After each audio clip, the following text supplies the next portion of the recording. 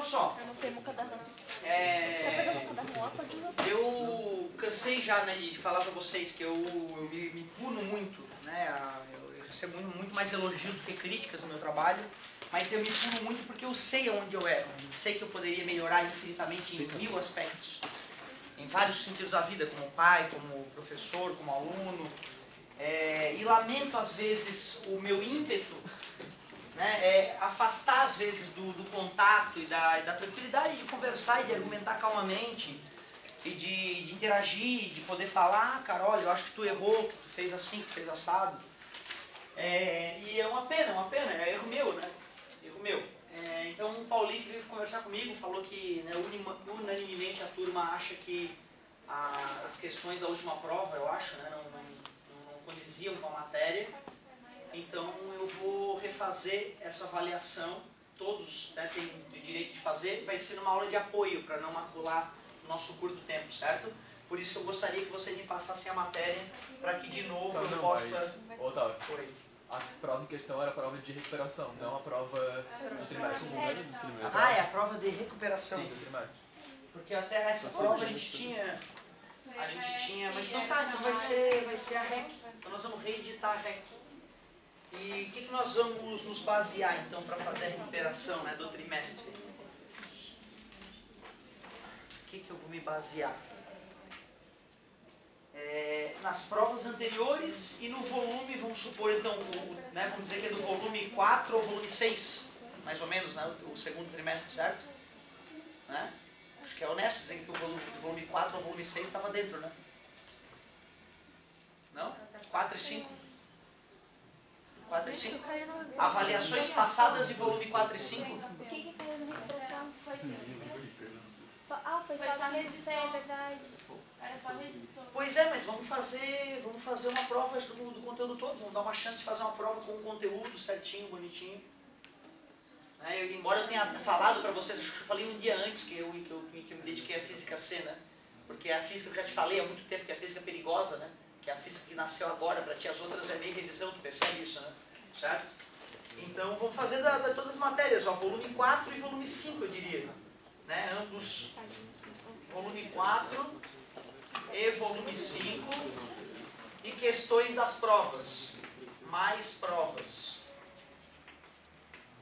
do segundo trimestre. Não, quem quiser fazer, entendeu? Quem quiser fazer, certo? E assim, por mais que assim, tu vai lá e me fala, professor, dependendo da maneira como tu fala, se tu fala docemente, assim, eu de repente posso não receber bem também, né? Doente que sou, poderia interagir mal com vocês. Mas nada que o tempo, cara, refletir um pouco mais e não tem o porquê não fazer isso. Não vai me dar trabalho nenhum, não vai me dar nada. Né? Não me custa pegar a apostila, olhar as questõezinhas e que seja copiar uma ou outra, trocar os números. Né? Não tem problema.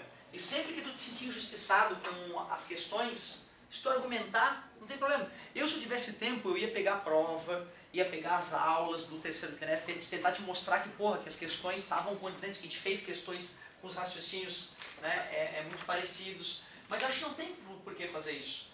E outra coisa que vocês têm que saber, gente, agora que a gente está no final do ano, eu acho que não tenho por que esconder isso de vocês.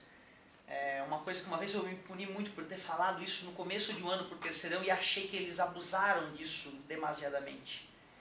Nós estamos no final do ano, quem está afim de aprender já está afim desde o começo, está fazendo trabalho bonito desde o começo, quem não está nem aí vai se jogar nas cordas, já está jogado nas cordas, não precisa motivar ou desmotivar. Cara, para o aluno reprovar no terceirão, ele tem que ser o rei dos vadios.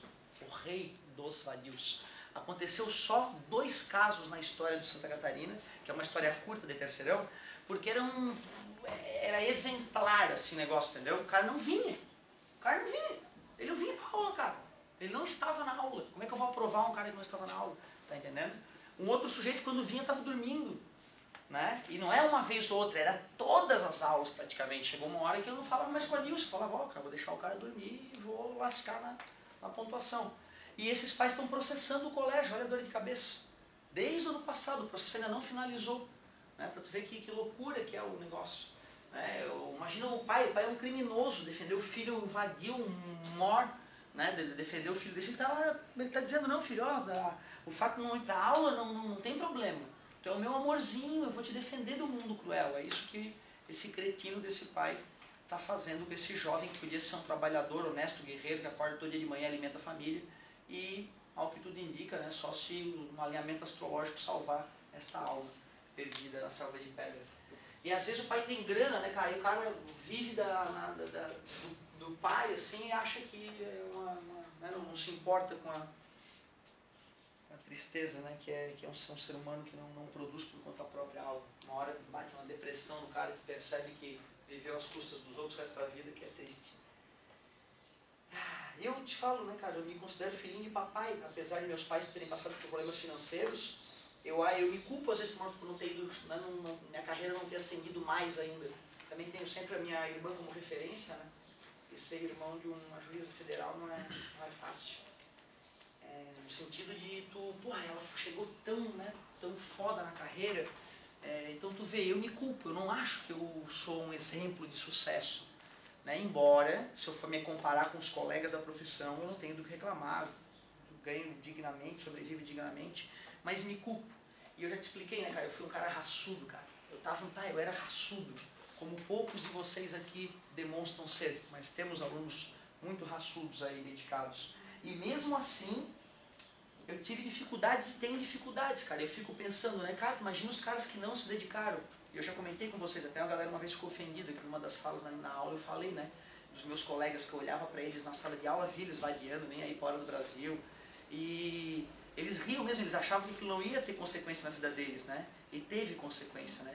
Poucos dos vadios, né, e desorganizados conseguiram se organizar e ter uma vida boa, né? A maioria de que não estava nem aí, eu infelizmente tenho uma vida bem dura, bem difícil.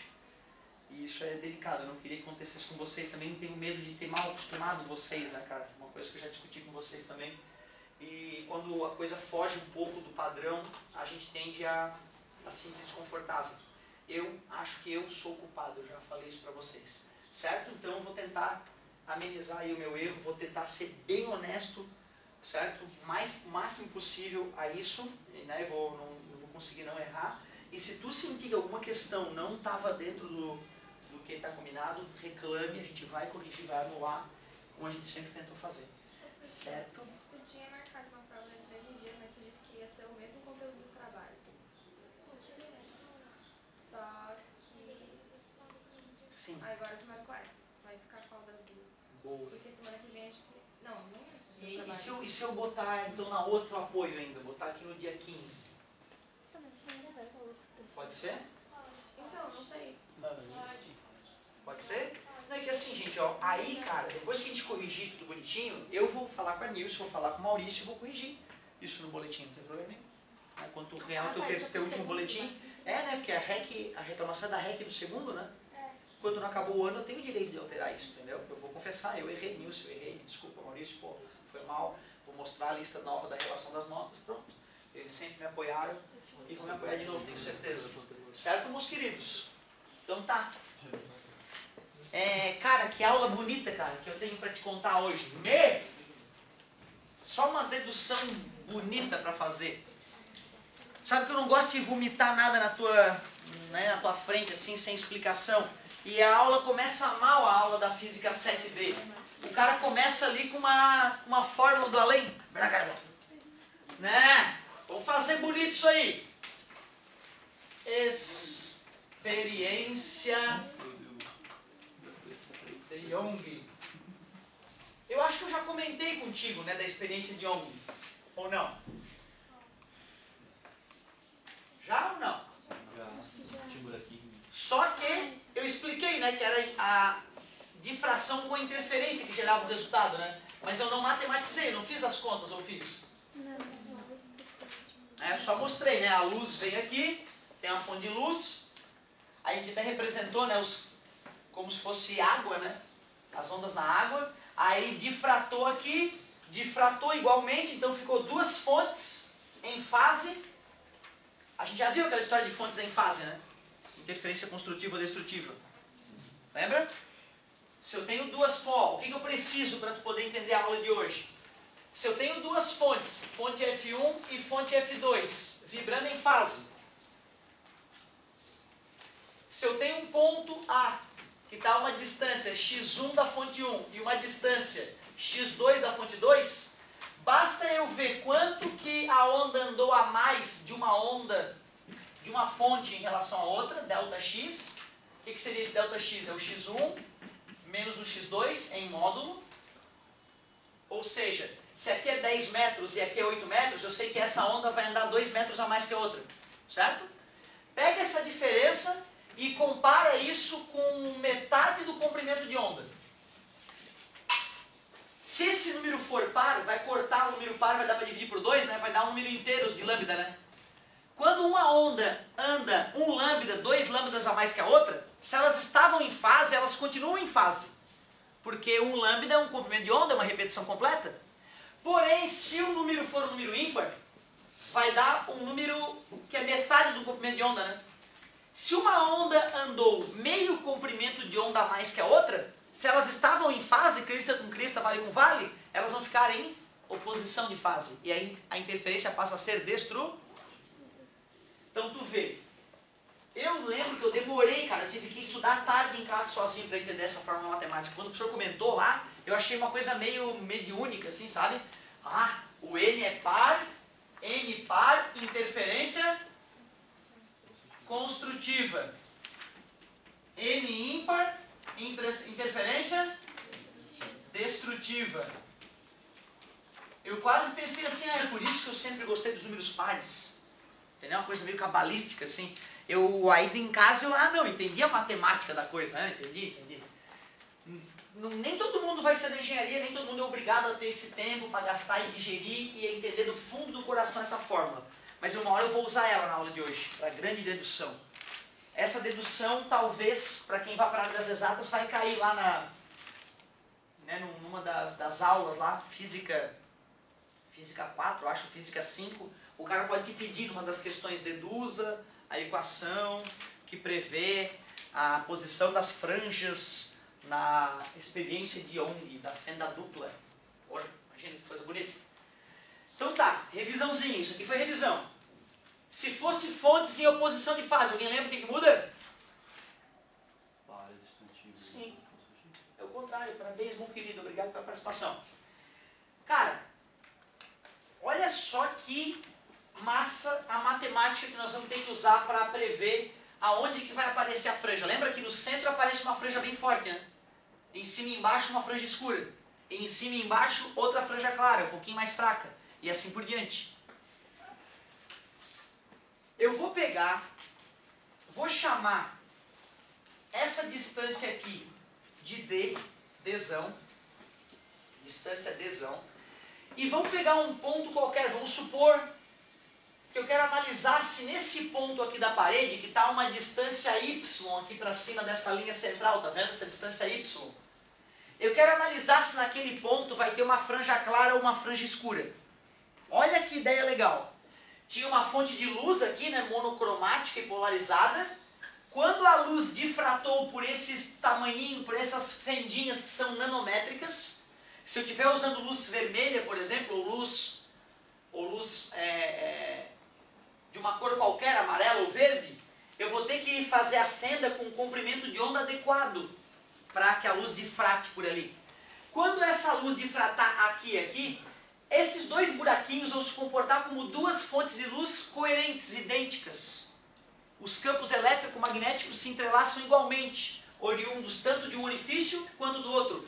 Tanto de uma fonte, fenda 1, fonte 1, fenda 2, fonte 2.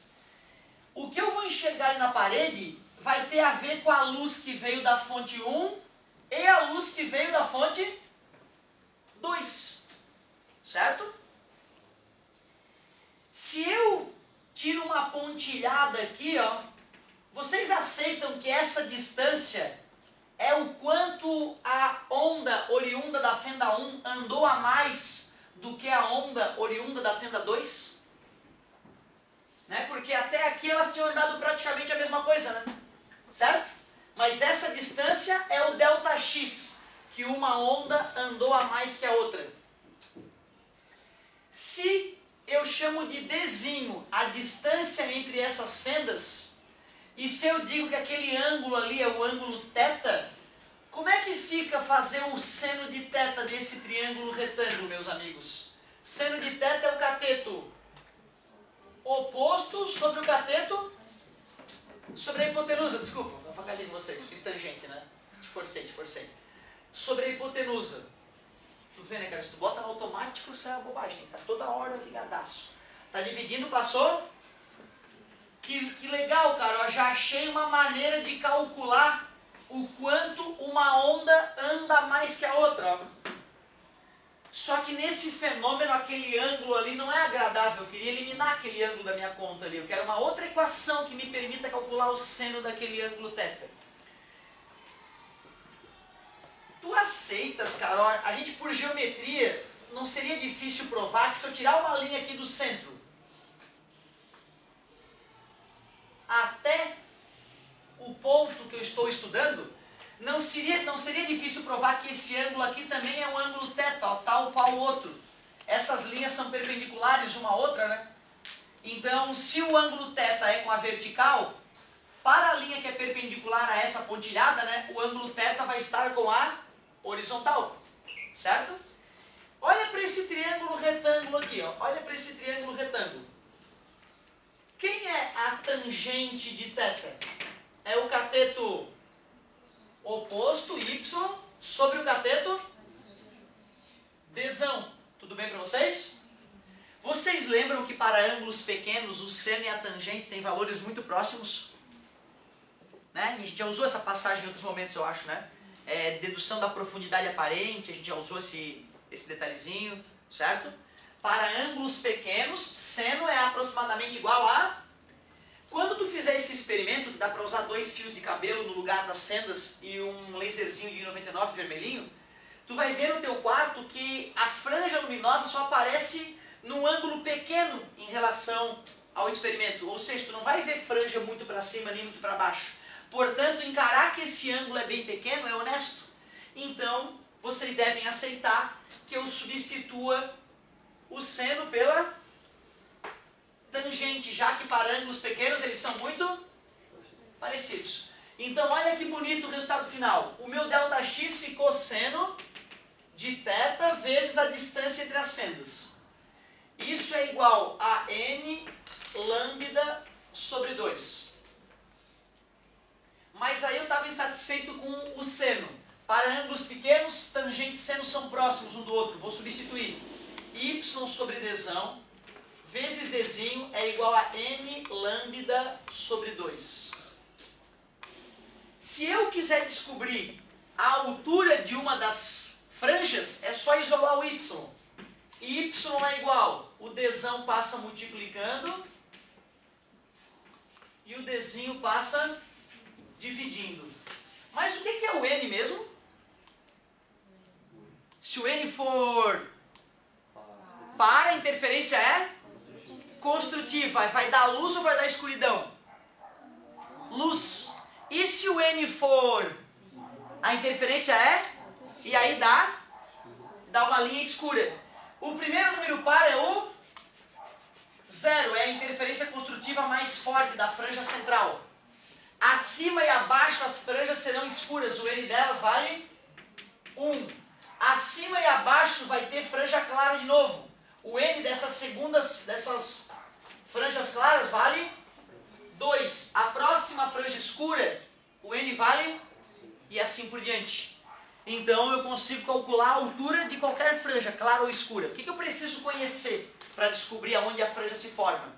Eu preciso conhecer o lambda, o comprimento de onda da luz usada, se ela é vermelha ou se é amarela, vai mudar a posição das franjas, certo? Eu preciso saber a distância da placa com as fendas até a parede onde eu estou gerando as franjas. Eu preciso conhecer o dzinho, a distância entre as fendas. Olha que interessante, a distância entre as fendas interfere no fenômeno também, certo? Cara, esse tipo de dedução, por incrível que pareça, só se passa na faculdade. Raramente o ensino... Eu nunca vi o ensino médio cobrar essa dedução. Mas o ITA pode fazer isso a qualquer momento, vocês sabem disso, meus caras são tarados. Só que a tua apostila... Fala. Eu tenho que saber o Y também, né? Porque eu descobri o N. Aí é que tá, não, aí é que tá, não, aí é que tá. Ou eu quero saber onde é que está a terceira franja escura. A primeira, o N dela é 1, 3, 5, aí eu boto N. Aí eu vou saber em que altura aquela franja vai. Pô, cara, no laboratório tu faz isso, depois tu conta lá, bota a régua e puta, cara, não é que deu certo. Dá erro de 1, 2%, se tu fizer o experimento bem certinho. Incrível, né, cara? A matemática, ela parece que tem uns migué no meio da dedução, mas não é migué não, cara, é honesta essa dedução. Eu não entendi. Aquele N, tipo, N0 vai ser luz, e o N1 vai ser escuro e o N2 luz? Isso, exatamente assim. Exatamente. Chega uma hora que já não vai mais ter franja. Porque aí essa relação de interferência perfeita já não vai mais acontecer, principalmente porque os ângulos já não são pequenos. E aí também a luz já tá, né, não está tão intensa, e tu já não consegue mais ver franja nenhuma ali. Então, né, mas teoricamente, certo? Se o ângulo não fosse aumentando, a gente poderia dizer que essa ideia continua ao infinito. Então 101 é uma franja clara, certo? Só que olha só a equação que a apostila te deu. Ele chamou, falando. Só queria entender, tipo, aquele ΔX ali, o que ele vai, tipo, calcular? Esse ΔX é a distância que a onda andou a mais de uma fonte em relação a outra. Então, na prática, se isso aqui é uma boia, que nem a primeira vez que a gente brincou, a gente falou que era boia, né? As duas boias estavam boiando lá no lago e gerando ondas. Aí eu estou a 10 metros da boia 1 e estou a 8 metros da boia 2. Esse ΔX é 2 metros. Ou seja, as ondas oriundas de uma boia andam 2 metros a mais do que as ondas oriundas da outra boia para me atingir. Ali é a mesma coisa. Isso aqui é como se fosse uma lanterninha emitindo luz, outra lanterninha emitindo luz. Só que essas luzes são idênticas, assim como as boias vibrando igualmente. Então eu fiz a distância, peguei um ponto qualquer na parede, aleatório, tirei um raio de luz que saiu da fonte 1 e atingiu aquele ponto, e um raio de luz que saiu da fonte 2 e atingiu aquele ponto. Quando eu tirei essa pontilhada perpendicular, eu percebi que tinha essa distância a mais que a luz percorria a partir da fonte 2 para atingir aquela ponta da parede. Certo? Muito similar à ideia das... né? Idêntico, na verdade, à ideia das boias. São ideias iguais. Aplicadas em situações diferentes, exatamente isso. Eu criei a ideia primeiro em algo mais palpável, ondas na água, e agora estou aplicando essa ideia para ondas eletromagnéticas, né? Que é bem mais delicado. Voltando, a tua apostila, ela traz uma equação diferente, ó. Primeiro ela diz que vai achar a distância entre as fendas, né? Certo? Aquela fórmula ele diz que é para achar a distância entre as fendas, né? Concorda comigo? Outra, já que eu usei letras diferentes da apostila, o meu Dzão é o Lzão dele, concorda comigo? O meu Dzinho é o A, ele chamou de A, a distância entre as fendas, confere? Confere no desenho da apostila? O meu Y ele chamou de Dzinho. Olha que perigo. Então se eu quiser achar a fórmula dele, eu vou ter que fazer o ΔY, né? Concorda comigo? Eu vou, por exemplo, vou pegar a primeira franja clara, a primeira franja escura, que o N é 1, e vou pegar a segunda franja escura, que o N é 3. Então deixa eu ver onde é que está a primeira franja escura. A primeira franja escura estaria lambda Dzão sobre 2Dzinho. Onde estaria a segunda franja escura, que eu vou chamar de Y3, porque o N que eu estou usando é 3. Ficaria 3 lambda Dzão sobre 2. Qual é a distância entre uma e outra? É só pegar o 3 lambda Dzão sobre 2Dzinho menos lambda Dzão sobre 2Dzinho. Então o meu ΔY vai ficar 2 lambda Dzão sobre 2Dzinho. Corta 2 com 2. E agora, ficou igual a fórmula da apostila? Lambda vezes L, que é o meu Dzão, dividido por A, que é o meu Dzinho, né? Certo? Agora eu estou satisfeito. Agora eu estou feliz. Mas você pode fazer da apostila, depois de fazer tudo isso, né? Dividir por 2 de novo. Cuidado, hein? A primeira fórmula que eu fiz para vocês é a fórmula completa da experiência de Ohm. Ela me permite achar a posição de uma fenda qualquer. A outra fórmula nova que eu deduzi para vocês é a da apostila, que é para calcular a distância entre duas fendas. Aí eu só quero saber qual é a distância entre duas fendas claras ou duas fendas escuras. Certo? É isso que é o perigo. A diferença são duas formas para situações diferentes. Tem a mesma origem, né? Mas são situações diferentes.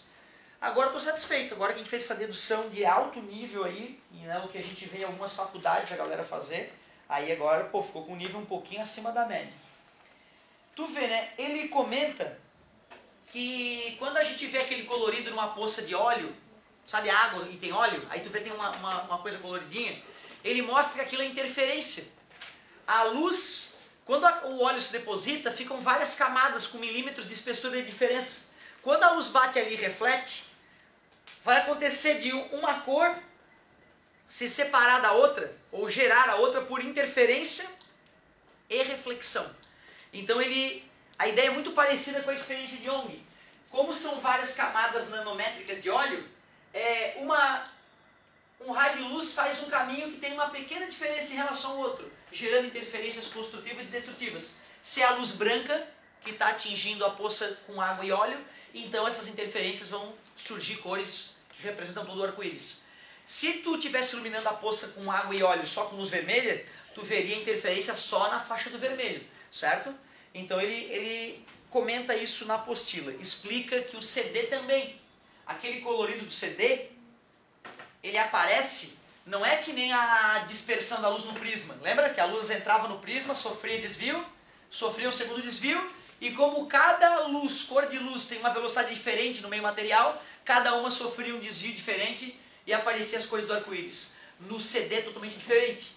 O CD tem partes altas e baixas nanometricamente separadas, como pequenas frestas.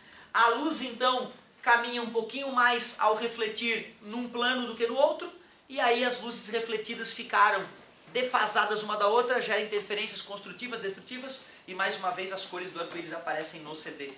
Só precisa saber disso, que aquela cor não é por dispersão da luz na refração, é por interferência e reflexão, certo? Comentei com vocês a borboletinha que tem a asa azul, que não é azul. Esses dias eu consegui mostrar para o meu guri. Eu vi uma borboletinha daquela, cara, olha só essa borboleta, linda, cara, aquela borboleta que tem um azul muito bonito. É um azul mágico. Parece um quase roxo, exatamente. Só que faça um teste um dia sem machucar a borboletinha, passa o dedo na asinha azul dela. Tu vai ver que vai vir um pó preto na tua mão. Que porcaria é essa? Não tem nenhum pigmento azul ali, tu acredita? Mesmo analisando no microscópio, microscópio, que isso? Microscópio, que é o aparelho que enxerga coisas microscópicas. Tu vai ver que não tem nenhum pigmento, não tem nada que dê cor azul ali, não tem nenhuma tinta azul. Pelo contrário, a asa é escura. Só que ela tem uma cutículazinha, umas ranhurazinhas nanométricas, que faz com que a luz azul sofra interferência construtiva por reflexão. É um azul que ocorre não por pigmento, e sim por interferência. É um azul que alguns os animais, né, que é do mesmo tipo que tem esse tipo de cor, conseguem se avistar a quilômetros de distância. Tu vê, a natureza soube selecionar a cor que ia mais distante, certo? E não gastou nenhum tipo de pigmento para fazer aquela cor, apenas interferência. Existem tecidos hoje já que são tramados com espessuras nanométricas entre um nó e outro da trama, fazendo com que o tecido seja esverdeado sem pigmento. O tecido que, por mais que fique no sol, jamais desbotará. Por mais que tu bote alvejante, jamais manchará. Porque a cor não tem a ver com pigmento. A cor tem a ver com a textura, certo? Interferência. Muito doido isso. O que acontece, tipo, com aquelas roupas que, tipo, brilham no escuro? Tipo, Pois ela então. é branca, daí vai no escuro, tipo, escuro qualquer. Pois é, isso a gente chama de fosforescência, né? Na verdade, cara, tu vê, agora os meus átomos da superfície da minha pele estão recebendo energia dos fótons da lâmpada, os elétrons orbitam o orbital mais externo, logo em seguida voltam para o orbital deles e emitem um fóton para vocês. Do ponto de vista da ótica geométrica, a luz bateu na minha pele, se refletiu e foi pro teu olho, né? Mas agora na física moderna, não. O átomo absorveu energia e depois cuspiu energia de volta. Porra, a reflexão do ponto da física moderna é uma loucura. Tá havendo troca energética em cada átomo da nossa superfície da pele com a luz batendo nele. Que viagem, né? Por que eu tava falando isso? Eu perguntei da roupa. É porque, tipo, em luz negra, sei sempre acontece isso, mas tipo, em Aí tu normal. perguntou a fosforescência, né? Como é que mesmo no escuro continua brilhando? Tu concordas que alguns materiais, esse retorno do elétron excitado para o orbital de origem pode demorar mais, né? Tem materiais que esse retorno ocorre na hora, como agora, na minha pele, né? Desligou, escureceu. Mas tem materiais que ainda resta alguns elétrons voltando tardiamente para o orbital de origem, ainda emitindo um fótonzinho ou outro. Isso é a fosforescência. É quando a emissão do fóton, certo? Ocorre tardiamente após a iluminação. Então tem materiais que têm essa propriedade. Um dos materiais, sabe qual é? O rádio. Que é um material radioativo. A galera, tinta fosforescente antes era sempre com rádio. Hoje a tinta fosforescente ainda tem rádio. Só que é muito pouquinho, então não causa nenhum problema. Mas antigamente eles botavam mais rádio, certo? E tinha gente que se pintava com rádio na balada, por exemplo, que ficava brilhando no escuro. Só que, né, intoxica, né, causa problema nos ossos, ulcerações, pode causar morte, certo? E naquele programinha que eu gostei daquela sériezinha, Os Mistérios, que claro, né, pega uns dados científicos e dá uma, né, deixa um pouco sensacionalista, mas conta lá das operárias que pintavam os relógios da Segunda Guerra Mundial, né, bússolas que tinham que brilhar no escuro, pintavam com uma tinta que tinha rádio, certo? E elas, para afinar a ponta do pincel, lambiam. E aí elas iam pra balada e a galera ficava encantada, que a boca delas ficava colorida, né? Ria, ficava bonito. Elas começaram a passar um pouco de tinta nos lábios antes de ir pra balada. Aí depois começou a morrer uma após a outra, né? Intoxicada e parar de ir pro trabalho e adoecer. A galera começou a perceber que o rádio, em vez de fazer bem, como se supunha, fazia rejuvenescer a pele e curava o câncer e tudo mais, depois a galera percebeu que era justamente o contrário. Mas o elemento rádio pode ser uma das explicações para a fosforescência. Tem outros elementos que também têm essa propriedade sem a parte danosa, né, da emissão de ondas de rádio. Tu vê, né, cara? Essa experiência de Young, ela foi um marco por quê? Porque a galera não sabia ainda se a luz era uma onda ou era uma partícula. Newton dizia que a luz era uma partícula. Outros falavam, olha, mas tem cara de onda. E aí essa experiência foi acachapante. Olha, a luz pode até se comportar como uma partícula, mas nessa experiência ela se mostrou onda.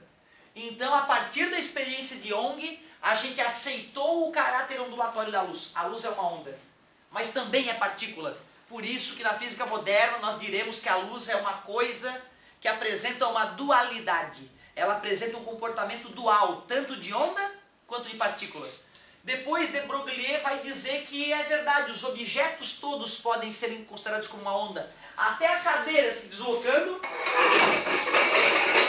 a gente pode entender como uma onda. Ah, entendi, professor, a ranhura, né? A ranhura, ela está ondulando na ranhura do chão. Não, não, não.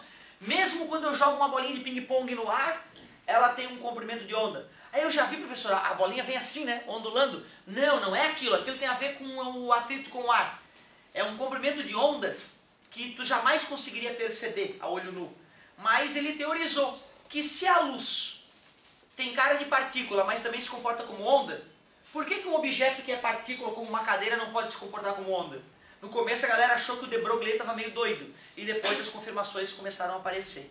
Então tu vê, né, cara, os corpos grandes, quando tu chuta uma bola de futebol, ela tem um comportamento de partícula, mas, segundo a teoria de Broglie, ondas de matéria, a bola também pode ser encarada como uma onda, dá até para calcular o comprimento de onda. Tem um exercício desse capítulo que vai contar essa historinha resumidamente, essa historinha que eu introduzi, e vai te pedir para fazer um cálculo.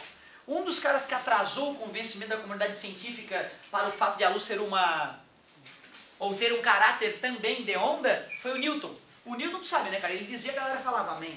O cara era muito poderoso, além de inteligente, além de sábio, era um cara muito poderoso politicamente. Então o cara era foda, falou, pô, mas o Newton disse tal coisa. Ih, então realmente eu preciso rever meus conceitos. E o Newton achava que a luz era uma partícula. Ele tinha até a teoria de que a luz aumentava de velocidade ao passar do ar para a água. Olha que viagem. O grande Isaac Newton errou, certo? Acontece nas melhores famílias. Cara, eu diria que esse primeiro bate-papo ficou muito além, inclusive, do que o primeira aula fala. Comentamos que existem, então, cores que ocorrem não por pigmentação, mas por interferência, certo? Difração e interferência. Mostramos o cálculo da experiência de Young e como é que, de onde vem a fórmula que pede para calcular a espessura entre franjas. Newton, tu vê, dizem que o Newton quase percebeu que a luz era uma onda. ele dizia que quando pegava um anel de vidro e botava a luz, ele percebia uns anéis se formando. O pessoal não se conforma, como é que ele, que já tinha estudado ondas em outros aspectos, né, não percebeu naquele momento que estava falando que aqueles anéis que se formavam, né, eram anéis de interferência. Por isso que são chamados de anéis de Newton hoje. Se tu pega então uma bolacha de vidro, faz a luz passar por essa bolacha de vidro, tu vai perceber que embaixo, né, se tiver uma mesa, tu vai perceber que na mesa formam-se anéis. Esses anéis ocorrem por um processo muito similar ao que a gente mostrou ali. E aí então hoje ficou conhecido como anéis de Newton. O Newton não conseguia explicar esse fenômeno, certo? Não percebeu que era o caráter ondulatório da luz. Angstrom, a apostila comenta sobre Angstrom. Nanômetro, 10 na menos 9, certo? Picômetro, 10 na menos 12. 10 na menos 9 é bom para medir molécula. 10 na menos 12 é bom para medir prótons e nêutrons.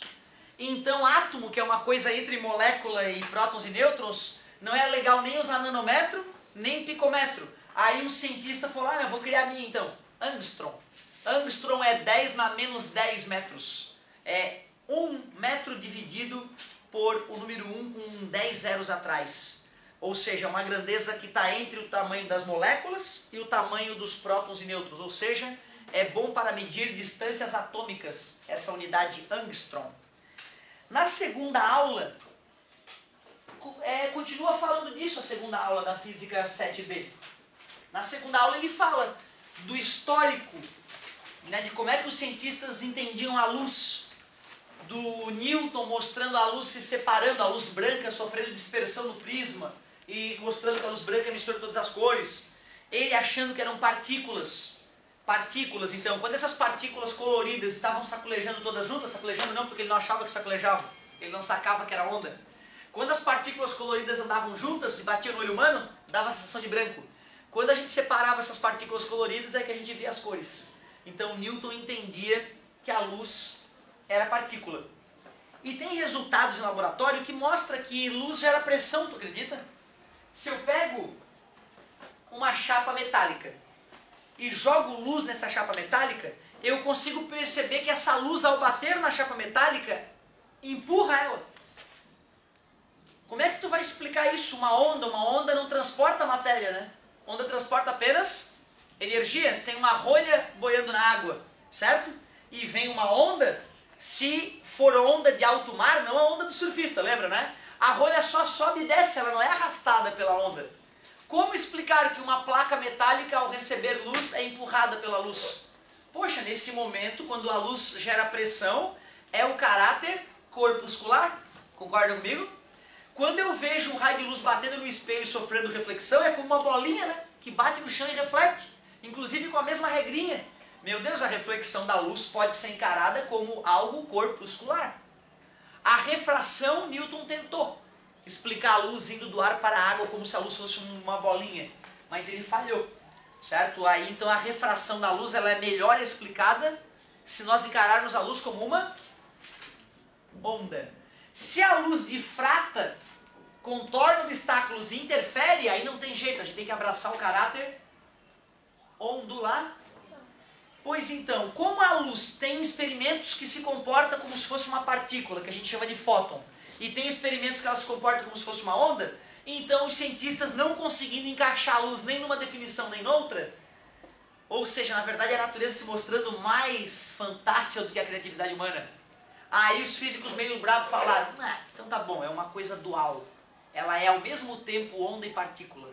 Então luz, a partir de hoje, que a gente começou a entrar um pouquinho na física moderna, é uma entidade dual. Ela tem comportamento de onda e partícula concomitantemente. Quando eu dava essa aula tempos atrás, eu dizia que ela era ora onda, ora partícula. E que isso dependia do fenômeno que a gente estudava. Mas não, ela tem os dois comportamentos.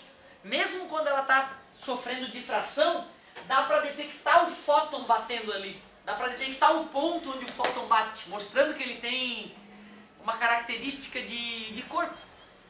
Eles chamam de point-like no inglês, point-like, uma característica de algo pontual, certo? E a onda geralmente não, né? A onda é uma coisa espalhada, né? Então tu vê, cara, que loucura é a luz. E te prepara, porque o que eu tenho para te contar não é fácil de acreditar. Não é fácil de acreditar. Como eu demorei a entender esse detalhe. E depois, quando achei que estivesse entendendo, o professor me falou daquele famoso livro Mecânica Relacional, que eu não recomendo que as pessoas leiam, porque destrói a física básica que a gente já aprende. Se a luz é uma onda, e aí tem experimentos que foram sendo feitos que conseguiam calcular a velocidade assustadora da luz, 300 mil km por segundo.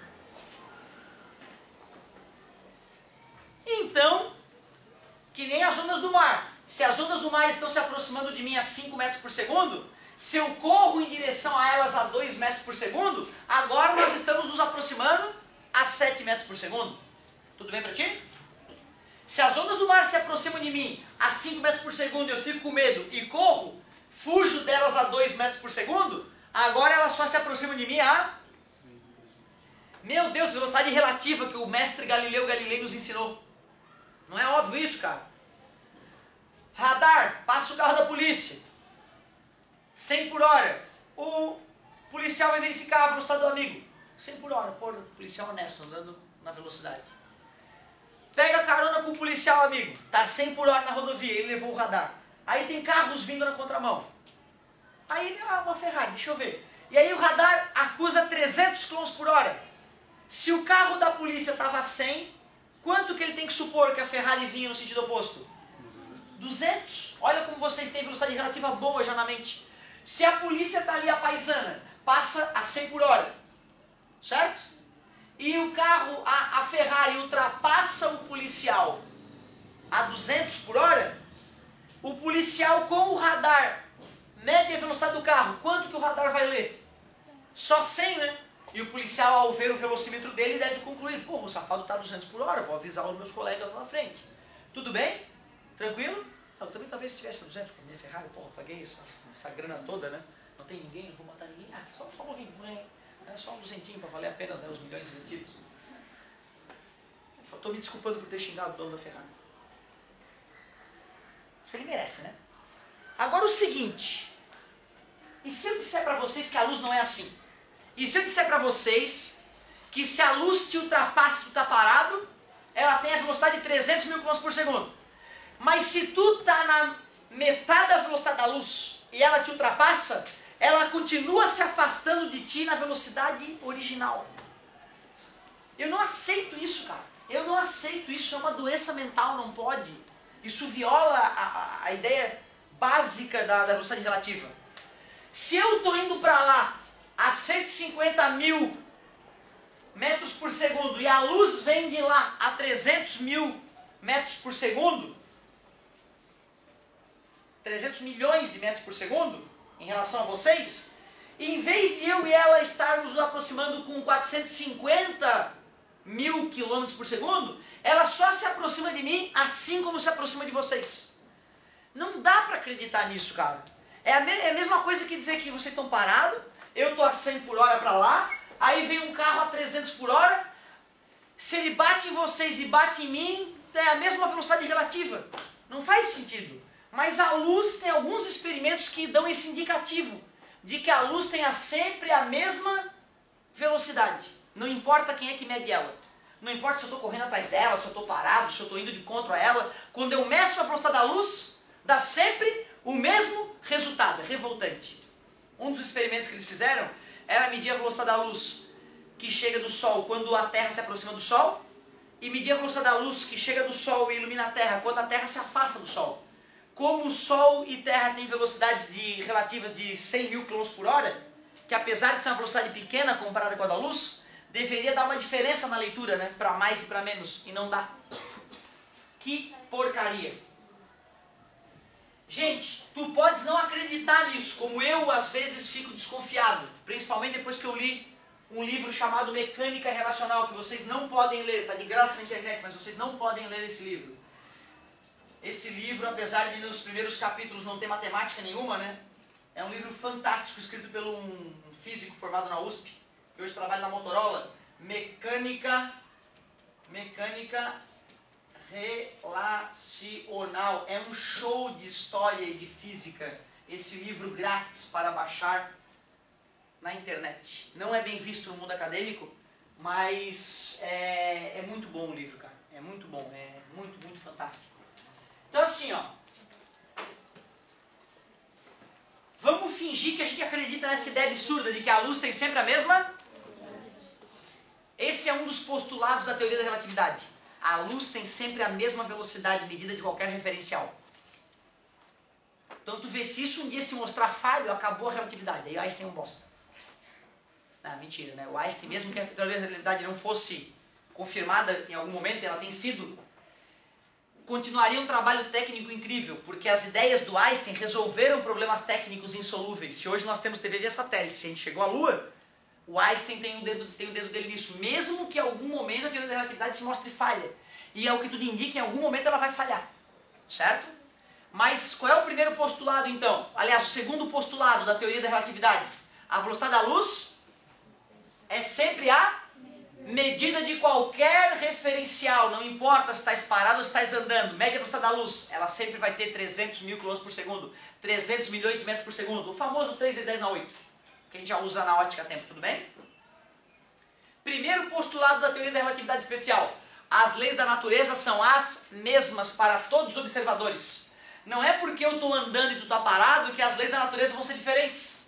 Faz sentido, né? Mas é filosófico esse primeiro postulado. Como é que eu vou te provar que o Criador do Universo não colocou regras diferentes em universos próximos ao nosso ou em galáxias próximas? Como é que eu vou te convencer de que nas galáxias vizinhas os átomos, a tabela periódica, tudo é igual, a física é toda idêntica? Einstein achava que sim. Ao que tudo indica também, porque quando a gente pega a luz de galáxias distantes, é a mesma radiação eletromagnética que tem na Terra, que tem no nosso Sol. Então a gente consegue detectar a presença, né, dos mesmos elementos químicos que estão na Terra através da cromatografia, através da interpretação da luz. Cada átomo emite uma impressão digital na sua luz. Então a gente entende que é razoável supor que as leis da natureza são as para todo observador. Mas, tipo, se ele disse isso já funcionou em alguma coisa, não basta pra dizer que não vai falhar? Não, porque quando a gente leva ao extremo uma ideia, às vezes ela falha. Por exemplo, física, meu amor, né? Força resultante igual a massa por aceleração. Por aquela ideia, enquanto houver força resultante, a aceleração e a velocidade do corpo pode aumentar. Newton nunca pensou, vai chegar uma hora que mesmo que o corpo esteja passeando no meio do nada, no vácuo, vai chegar uma hora que não vai poder ter mais aceleração, que ele não tem como aumentar de velocidade. Einstein tirou essa conclusão, entendeu? Einstein falou, não, a segunda lei de Newton vai falhar para quando o objeto atingir uma velocidade absurda. Einstein sacou que a velocidade da luz era um limite na natureza. Ele sacou, nada é infinito nessa vida, aparentemente. Talvez o universo possa ser. Por que a velocidade da luz vai ser infinita, como algumas pessoas supõem? Quando começou a surgir resultados confiáveis da velocidade da luz, tá aí, a velocidade da luz é o limite da natureza. Nada pode superar essa velocidade. Então tu vê, primeiro postulado, as leis da natureza são as para todos. Segundo postulado, a velocidade da luz é a mesma medida de qualquer referencial e é máxima. A velocidade da luz é máxima. Nada pode superar a velocidade da luz.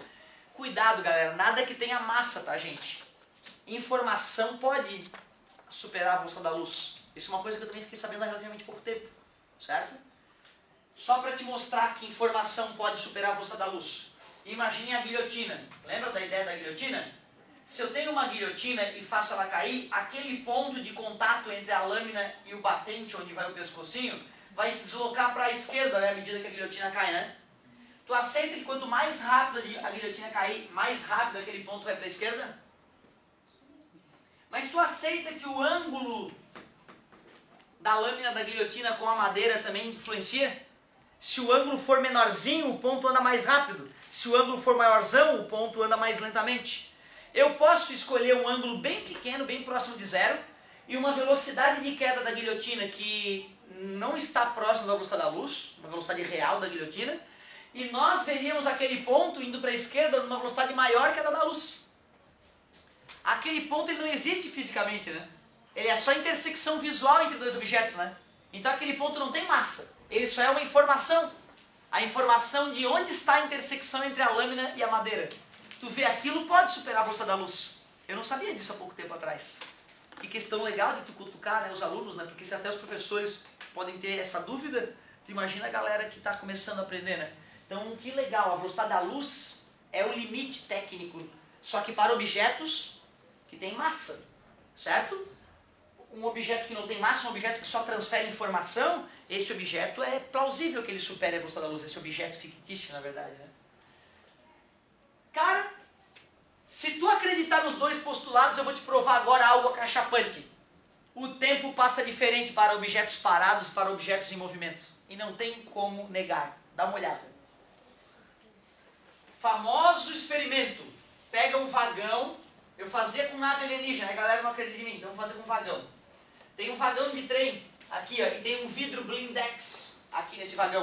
Esse vagão está indo para lá em altíssima velocidade do ponto de vista humanoide. Tipo, 1000 km por hora. Ah, não tem. Quase lá. Né? Tem batido recordes aí, chegaram a 500 e pouco, 600, 700, daqui a pouco nós estamos nos 1000 por hora. Tá bom, 500 por hora. Muito rápido indo para lá. Aqui nesse vagão do trem tem um sistema muito sofisticado que lança a luz de uma lanterninha ali na base do vagão, atinge um sensor no teto do vagão. Este vagão tem uma altura X. O computador desse sistema moderníssimo tem um relógio atômico que mede com grande precisão qualquer intervalo de tempo, um relógio ultra, mega, plus preciso.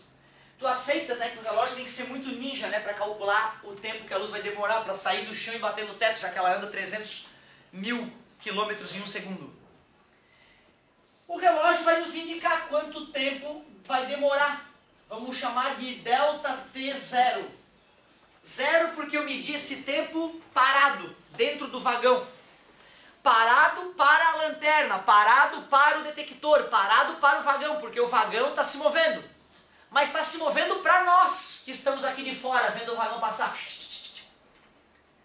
Para o experimentador que está lá dentro, para esse sujeito que está ali dentro do vagão, o cientista, como esse trilho é retinho e o vagão é muito moderno e tem isolamento acústico, ele nem percebe que o vagão está em movimento.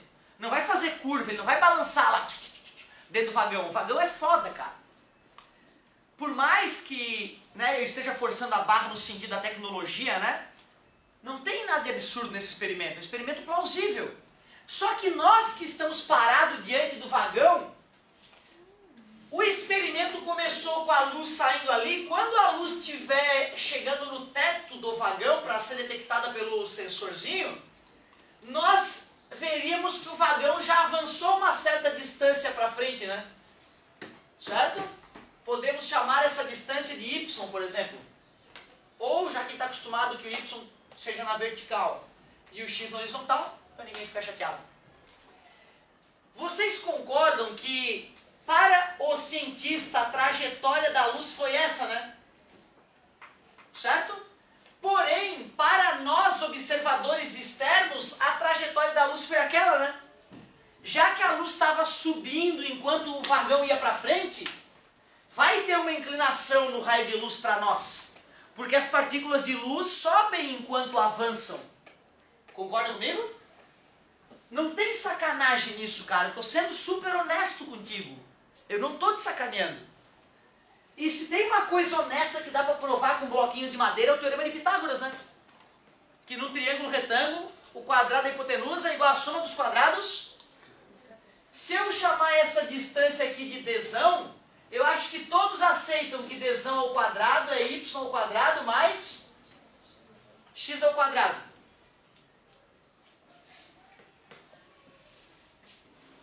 Tu vê, eu já estou querendo deduzir o fator de Lorentz, eu já estou querendo elevar a aula lá para um patamar um pouco maior. Mas antes de deduzir o fator de Lorentz, deixa eu te convidar a pensar comigo. Velocidade é distância sobre o tempo. Tempo é distância dividido pela velocidade. Qual foi o tempo que a luz demorou para sair do chão e bater no teto?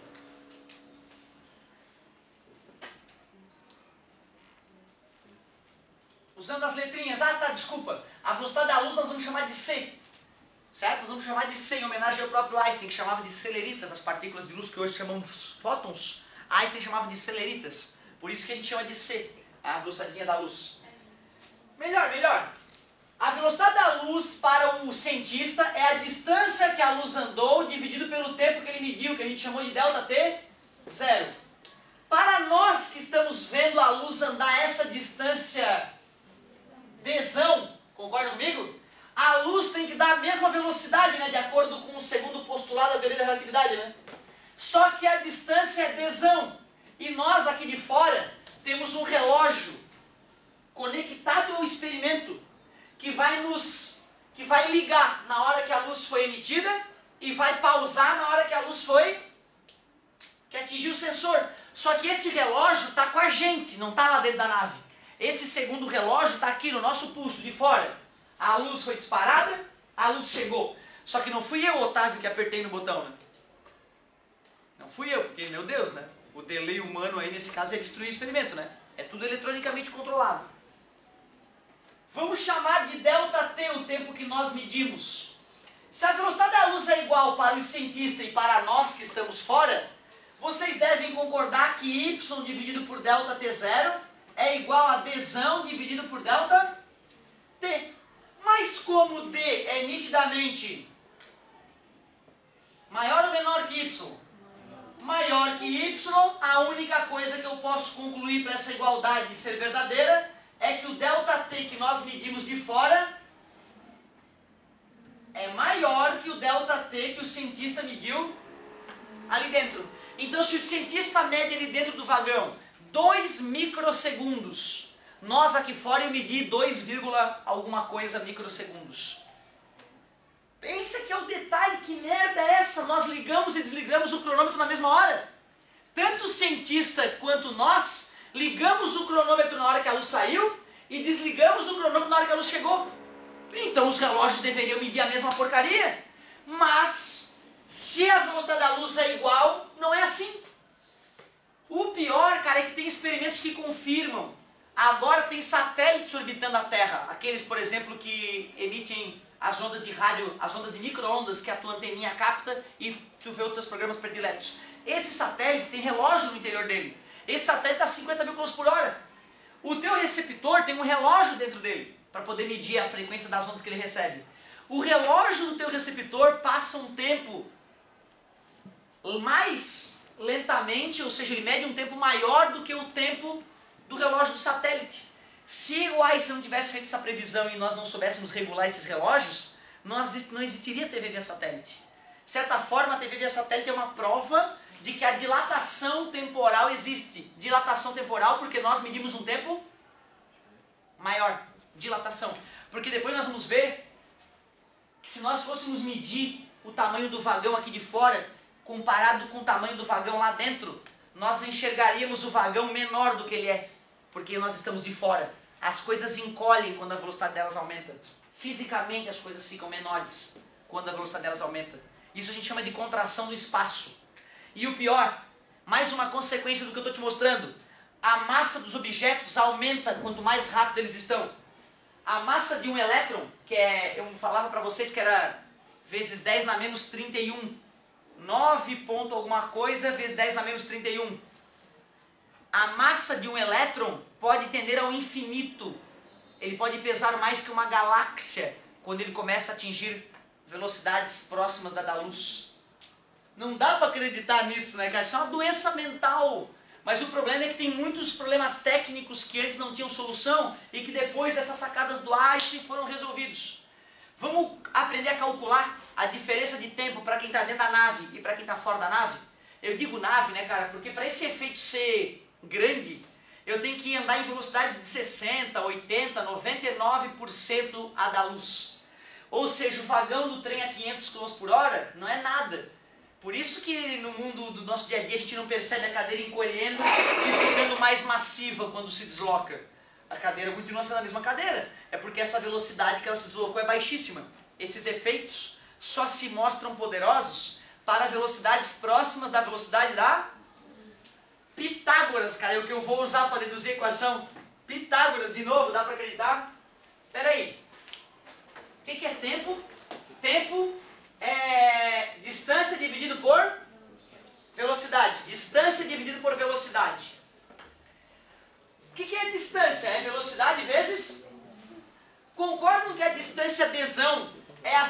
velocidade da luz multiplicado pelo tempo que nós medimos... né? Nós ligamos o cronômetro e desligamos o cronômetro, sabemos a velocidade da luz. Distância é velocidade vezes tempo. Eu tenho o direito de trocar aquela distância de adesão pela velocidade da luz multiplicado pelo tempo que nós aqui de fora observamos. Quem é a distância y? É c vezes o quê? O delta T0, que foi o cientista que mediu, né? A distância y foi o quanto a luz andou para o experimentador que estava dentro do vagão. Quem é aquela distância x?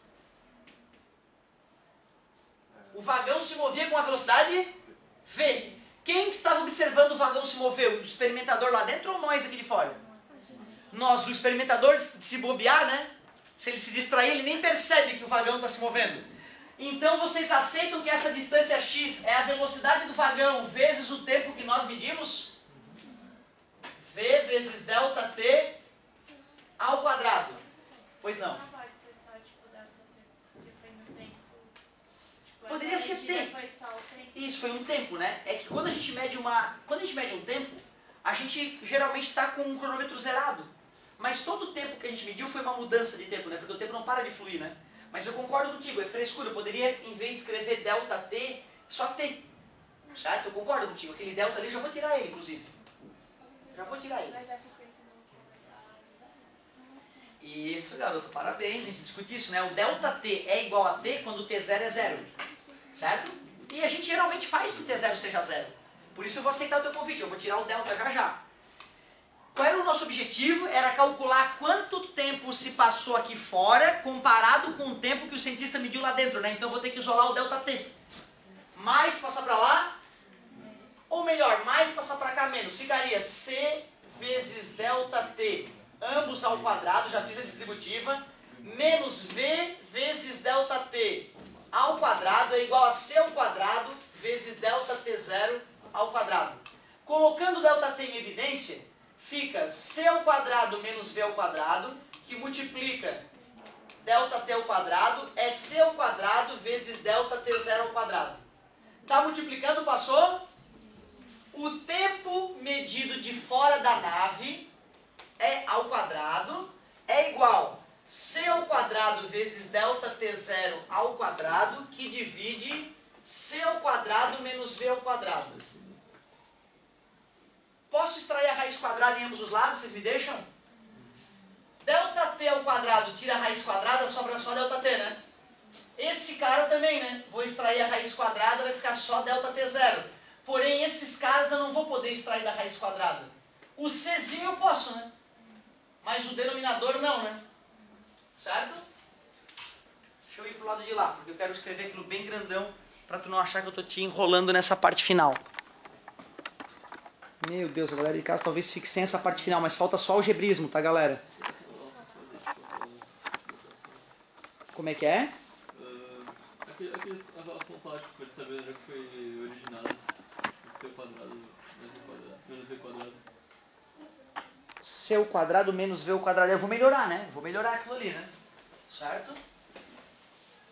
Aí eu acho que eu vou conseguir entender a tua pergunta, que de repente está um pouco à frente do que eu estou fazendo.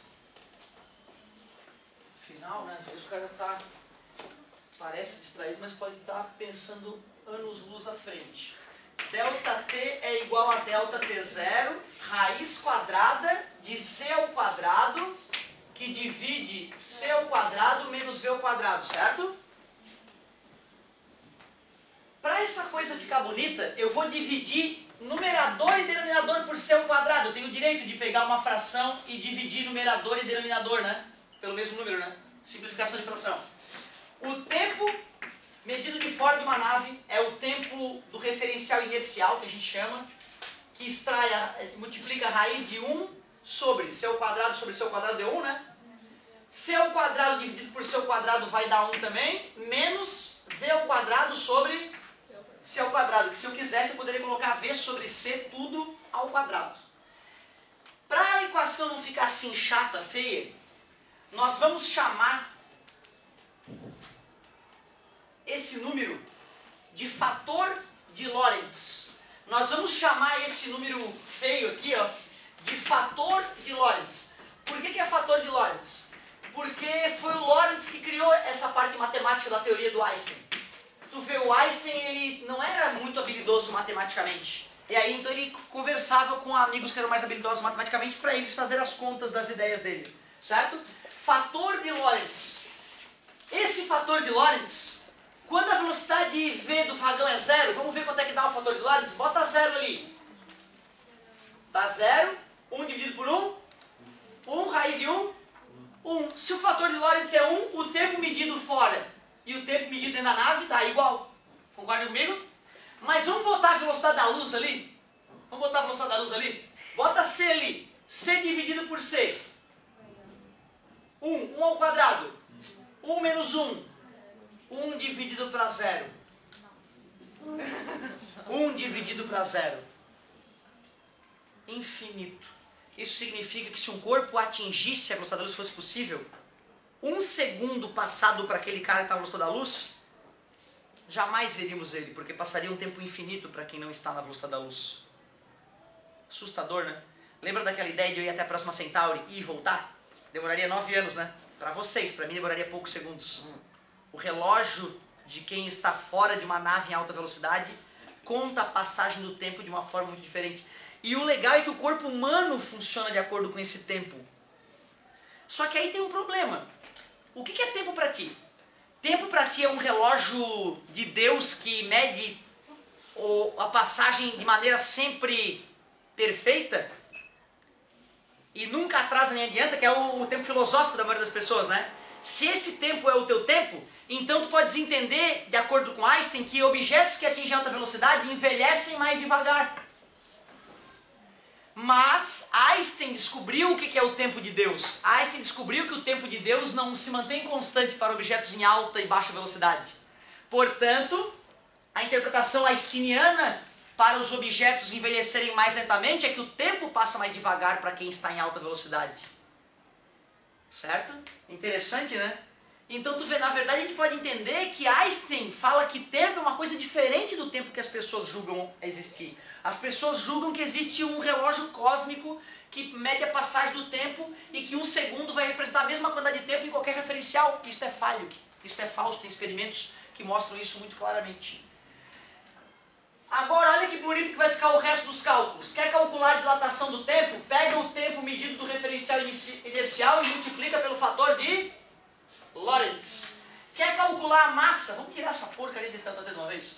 Quer calcular a massa do referencial externo? Pega a massa do referencial inercial e multiplica pelo fator de Lorentz. Quer calcular o tamanho da nave? Pega o tamanho medido do referencial inercial e divide pelo fator de Lorentz. Dilatação do tempo, dilatação da massa e contração do espaço. Esses são os 3 cálculos que a gente faz na teoria da relatividade especial, que é o que eu acabei de te mostrar. Eu só não escrevi no quadro. Postulado 1. As leis da natureza são as mesmas para todos os observadores em qualquer referencial inercial. Só por curiosidade, referencial inercial é o referencial com velocidade constante, parado ou em MRU. Essas regras que eu te apresentei não valem para referenciais que mudam de velocidade. Se o vagão começar a aumentar de velocidade, as regras que eu te mostrei falham. O Einstein só fez isso na teoria da relatividade geral. A especial é só para referencial inercial, ou seja, com velocidade constante. Segundo postulado, a velocidade da luz é a mesma medida de qualquer referencial inercial e é a maior velocidade para objetos que possuem massa. É a máxima velocidade para os objetos que possuem massa. Através de Pitágoras e de velocidade média, deduzi o fator de Lorentz e te mostrei a dilatação do tempo, a dilatação da massa e a contração do espaço, que é difícil de digerir. Anos para digerir, aí eu comecei a entender. Aí eu li aquela merda ali, oh, que raiva. Ele disse que está tudo errado. Tudo errado. Newton está errado, Einstein está errado. E ele vai lá e vai explicando, olha, fulano tentou corrigir o Einstein. Ele foi temoso, insistiu no erro dele. E ele vai mostrando as traduções, cara, dos livros dos caras, entendeu? Ó, Newton, olha essa passagem do Newton, olha como o Newton está perdido. Ele vai lá e explica, ó, tá vendo? É só tu ler, o Newton está perdidinho, não sabe o que ele está dizendo. E ele vai corrigindo isso, cara. Puta que tesão é a mecânica relacional. Só que é tão pequeno que não vai ser importante. Na próxima aula eu vou mostrar para vocês que só quando aquele valor ali for de 99% da velocidade da luz é que vai dar um efeito absurdo. Para valores de 60%, 80% da velocidade da luz, dá um valor muito diminuto. Certo? Fala, meu amor. Aquele fator eu não poderia tirar um lá de baixo. Sim, eu poderia tirar um aqui de cima, né? Ficaria a raiz só na parte de baixo, né? Não, tipo, um de baixo. O de baixo, não. Sobre menos. Não, eu não posso tirar um de baixo porque eu teria que separar em duas frações, né? Infelizmente eu não posso tirar aquele um de baixo. O que eu poderia fazer só é tirar a raiz dali de cima, né? 1 sobre a raiz de 1 menos V sobre C ao quadrado. É o máximo que eu poderia fazer para ele deixar bonitinho. Só vão cair dois valores na munheca, tá? 60% da velocidade da luz e 80%, que é os dois valores que são bonitos de fazer na mão. Se der outros valores, ele te dá uma tabela. Tu olha na tabela o fator de Lorentz, não precisa fazer cálculo maluco. Certo? É muito raro pedir para fazer o cálculo. A apostila, em vez de ela colocar o fator de Lorentz e mostrar as três fórmulas separadas, ela deixou essa coisa pendurada aqui, tá? Isso pode te deixar desconfortável na hora de olhar a fórmula da apostila. Eu prefiro primeiro calcular o fator de Lorentz e depois fazer o resto. Inacreditável que uma matemática tão básica pode ter resultados tão acachapantes assim, né, cara? O tempo passa diferente. Não pode, cara. Que doença. Nós já tínhamos visto que a partícula de luz tem energia H vezes F, né? Constante de Planck vezes a frequência. Quanto maior a frequência, maior a energia da partícula. Porque de relance eu vi que tem algum exercício que vai cobrar isso. Eu já te entendi, meu amor. Tu tá como levantar desse jeito, eu já te entendi. Ó, galerinha, só para relembrar, ó, energia do fóton H vezes F. Vai aparecer também, eu acho, em algum exercíciozinho que a gente viu rapidamente na aula passada. Anota aí a tua tarefinha. Anota aí a tua tarefinha. Olha, a primeira aula, vamos fazer a página 2 e 4. Bem resumidinho, ó, 2 e 4. Na aula 20, eu gostaria que tu desse uma lida. Eu comentei algumas passagens ali, mas seria legal tu dar uma lida ali. Ele até fala ali de ilusão de ótica e tal. Eu quero que tu faça a página 10 e a página 12. Na página 10 tem a questão do comprimento de onda de de Broglie. Bem legal aquela partezinha ali. E por último, eu gostaria que tu resolvesse as páginas 17 e 18. Anotaram, galerinha? 17 e 18. Começa agora, meu. Aí se empacar, tu me chama. A gente dá uma forcinha, ó, tem 15 minutos para arriscar uma de cada. Uma questãozinha de cada aula. Ele jogou aquilo, o Lore, aqui na apostila. Ele só jogou na equação ali de cima, né? É isso aí, exatamente. Ele colocou o T0 no lugar do 1 aqui em cima, né? Certo?